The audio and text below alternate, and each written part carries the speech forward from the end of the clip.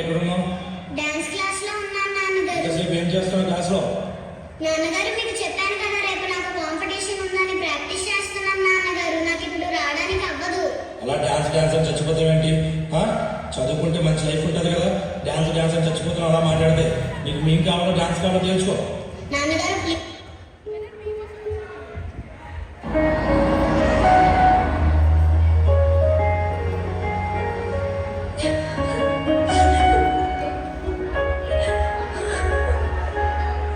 ఒకే ఒక జీవితం ఇది చేయి జారిపోనీకు, మళ్ళీ రాని ఈ క్షణాన్ని మన్ను పాడుక నీకు గమనేది లేని.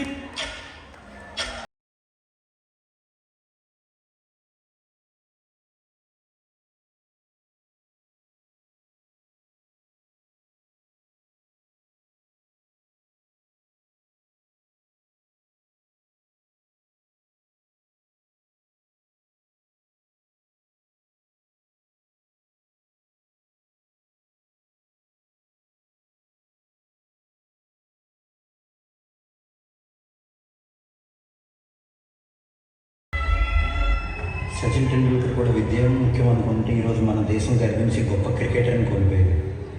కాబట్టి కళాకారుని లేదా క్రీడాకారుని ఆపడానికి ప్రయత్నించద్దు. ఈ మార్పు మన ఆలోచన విధానం నుంచి రావాలి. పుస్తకాలు చదవడం ద్వారా విద్య నేర్చుకోవచ్చు, కానీ ప్రకృతి యొక్క నిజమైన స్ఫూర్తియే కాదు, అది పుస్తకాలు చదవడం ద్వారా సంపాదిస్తుంది. ఎందుకంటే కళ పుస్తకం నుండి కాదు, ఆత్మ నుండి వస్తుంది.